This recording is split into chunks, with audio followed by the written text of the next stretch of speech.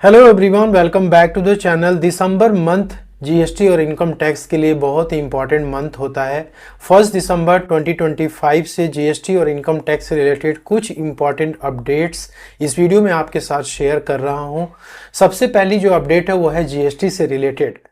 तो दोस्तों, जीएसटी में जो टाइम बार्ड का रूल है वो ये कहता है कि यदि आपके पेंडिंग रिटर्न्स पड़े हुए हैं तो 3 साल तक या उसके पहले ही आप उसको फाइल कर सकते हैं। 3 इयर्स कंप्लीट होने के बाद आपके वो जीएसटी रिटर्न्स ब्लॉक्ड हो जाते हैं। तो वो कौन से पीरियड हैं जिनका कि जीएसटी रिटर्न्स दिसंबर में फाइल नहीं किया जा सकता। यहाँ पे जीएसटी पोर्टल पे एडवाइजरी भी जारी की गई थी कि 1 दिसंबर 2025 से आप इन पीरियड्स के रिटर्न्स को फाइल नहीं कर सकते हैं। इसमें मंथली रिटर्न्स भी है और उसके बाद कंपोजिशन डीलर की जीएसटीआर 4 भी है और साथ में दोस्तों यहाँ पे जीएसटीआर 9 और 9C भी है। तो यहाँ पे जीएसटीआर 4 की बात करें तो फाइनेंशियल ईयर 21 और 22 की जीएसटीआर 4 जो कि पेंडिंग्स है, दिसंबर में आप इसको फाइल नहीं कर सकते, इसको कंप्लीटली ब्लॉक कर दिया गया है। इसके बाद यहाँ पे जीएसटीआर 1 हो, जीएसटीआर 3 भी हो, मंथली फाइलर्स हो या क्वार्टरली फाइलर्स हो तो जुलाई, अगस्त, सितंबर 2022 का फाइल नहीं कर सकते हैं, अक्टूबर 2022 का, ठीक है। इसके अलावा यहाँ पे 5, 6, 7, 8 का भी पीरियड दिया हुआ है कि आप इन पर्टिकुलर पीरियड्स की जीएसटी रिटर्न्स को दिसंबर 2025 में फाइल नहीं कर सकते हैं, क्योंकि इनकी जो टाइम बार्ड वाली लिमिट थी वो कंप्लीटली क्रॉस कर चुकी है। और पॉइंट नंबर 2 है कि जिन लोगों ने fast track GST registration scheme में नया जीएसटी नंबर के लिए अप्लाई किया था, अब नवंबर मंथ में ही इसे इंट्रोड्यूस किया गया था जीएसटी पोर्टल पे कि आप जो है जीएसटी रजिस्ट्रेशन अप्लाई करेंगे और आपको 3 डेज के अंदर न्यू जीएसटी रजिस्ट्रेशन मिल जाएगा और ये सारा कंप्लीटली ऑटोमेटेड प्रोसेस के थ्रू होगा। तो जिन लोगों को नवंबर मंथ में जीएसटी रजिस्ट्रेशन नंबर मिल चुका है fast track GST registration scheme के तहत, तो उनको कुछ टाइम के बाद ईमेल रिसीव हुआ जिसमें कि रूल 10A के अकॉर्डिंग उन्हें 30 डेज का टाइम लिमिट दिया गया है कि वो जीएसटी पोर्टल पे अपनी बैंक की डिटेल्स को अपडेट करा लें। अब आपने नवंबर में कराया तो उसका 30 डेज कंप्लीट होगा दिसंबर मंथ में।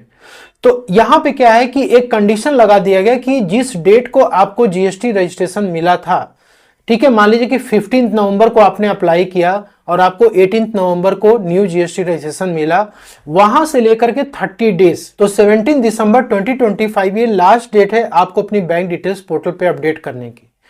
या फिर आप जो जीएसटीआर 1 या फिर आईएफएफ को पोर्टल पे अपडेट करने जा रहे हैं, ठीक है, आपने यदि मंथली में अप्लाई किया हुआ है तो आपको जीएसटी रजिस्ट्रेशन मिला है मंथली फाइल करने के लिए, तो आपका जो ड्यू डेट होगा वो 11 दिसंबर होगा।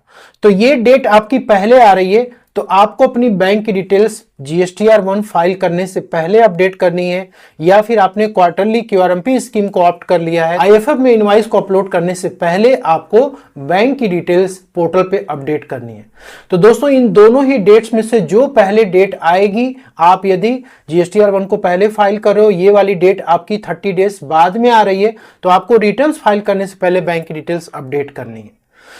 यदि आप बैंक की डिटेल्स को जीएसटी पोर्टल पे अपडेट नहीं करेंगे तो आपका जो जीएसटी नंबर मिला हुआ है वो सस्पेंड हो जाएगा। और थर्ड अपडेट है annual return. Financial year 24-25 complete हो चुका है। अब जीएसटी में आपको एनुअल रिटर्न्स फाइल करना होता है, तो यहाँ पे जीएसटीआर 9 और 9C के लिए जो लास्ट डेट है वो 31 दिसंबर 2025 है। तो एनुअल रिटर्न्स यदि आपके ऊपर एप्लीकेबल है तो आप इस डेट का विशेष ध्यान रखें, इसके पहले ही आपको इसे सबमिट करना है।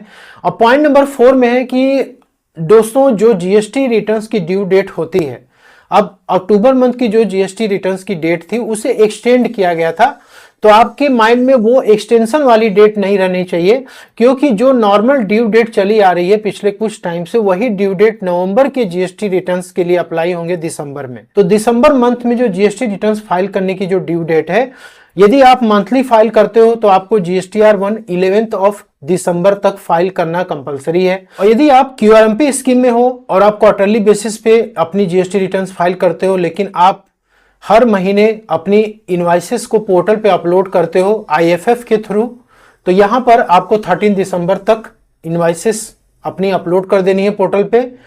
और जीएसटीआर 3 भी फाइल करने की जो डेट है वो 20 दिसंबर है 2025, ठीक है। और जो क्वार्टरली टैक्स पेयर है उनको जनवरी में फाइल करना है।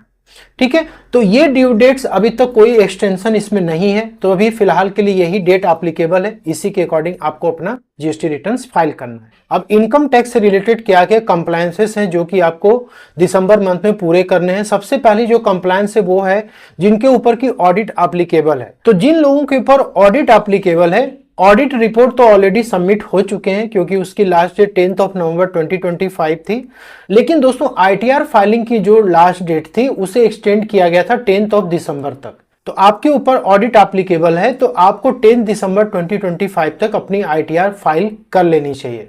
सेकेंड यहाँ पे ये है कि ऐसे लोग जिनके ऊपर की ऑडिट एप्लीकेबल है या नहीं एप्लीकेबल है, जिन लोगों के ऊपर ऑडिट एप्लीकेबल नहीं है उनकी लास्ट डेट 16 सितंबर 2025 थी।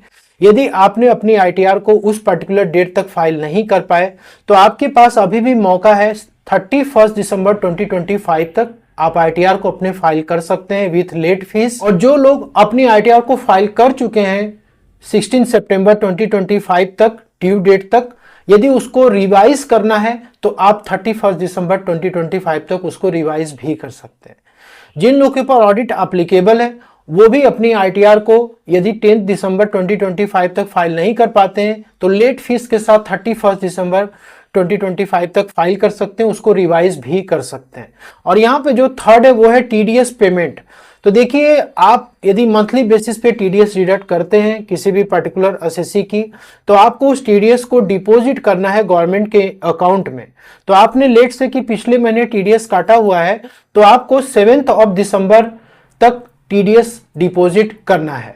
यदि आप इस डेट को मिस कर देते हैं तो उस केस में आपको सेक्शन 2011A में 1.5% पर मंथ के रेट से इंटरेस्ट भी पे करना पड़ेगा। तो आपको इस इंटरेस्ट से बचना है तो आप 7 दिसंबर तक अपनी टीडीएस का पेमेंट जो है सक्सेसफुली गवर्नमेंट के अकाउंट में कंप्लीट करा लें। इसके बाद यहाँ पे नेक्स्ट है कि जिन लोगों को आउटस्टैंडिंग डिमांड की नोटिस रिसीव हुई है और इनकम टैक्स पोर्टल पे आउटस्टैंडिंग डिमांड आपकी खड़ी है जिसको कि आपको पे करना है, तो रिसेंटली यदि आपको स्क्रूटनी असेसमेंट के वजह से आउटस्टैंडिंग डिमांड पास हुआ है सेक्शन 156 में, तो आपको 30 डेज का टाइम मिलता है कि आप उस आउटस्टैंडिंग डिमांड को पे कर दें। हालांकि वो कंपलसरी नहीं है, आप उसको जब चाहे तब पे कर सकते हैं, लेकिन यदि आप डिले करते हैं तो उस केस में दोस्तों 1% पर मंथ के हिसाब से सेक्शन 222 में आपको इंटरेस्ट भी पे करना पड़ता है। तो मान लीजिए कि आपका नवंबर मंथ में outstanding demand income tax portal पे खड़ा है तो आपको दिसंबर मंथ में वो डिमांड आपको पे कर लेनी चाहिए। इनकम टैक्स पोर्टल पे जब आप लॉगिन करते हो तो आपको डिमांड वाले सेक्शन में जाना है। वहां पर आउटस्टैंडिंग डिमांड पे जैसे आप क्लिक करोगे यहाँ पे दोस्तों आपको असेसमेंट ईयर मेंशन रहेगा कितना अमाउंट आउटस्टैंडिंग है, और उसके बाद यहाँ पे रेट ऑफ इंटरेस्ट भी आपको मेंशन कर देगा कि यदि आप इस अमाउंट को पे नहीं करोगे तो 1% के रेट से इंटरेस्ट आपको पे करना होगा। ठीक है, तो यहाँ पर आपको ये सारे अपडेट्स विशेष ध्यान में रखने हैं। और दोस्तों जीएसटी और इनकम टैक्स में लगातार चेंजेस होते चले आ रहे हैं और इससे आप यदि अपडेटेड रहना चाहते हैं तो आप द मौर्य क्लासेस को सब्सक्राइब जरूर करें, बेल आइकन को प्रेस करें जिससे कि आपको नोटिफिकेशन मिल सके। वीडियो पसंद आई हो तो इसे आप लाइक और शेयर कर सकते हैं। चैनल पर नए हैं तो सब्सक्राइब कर लीजिए। Thank you so much for watching.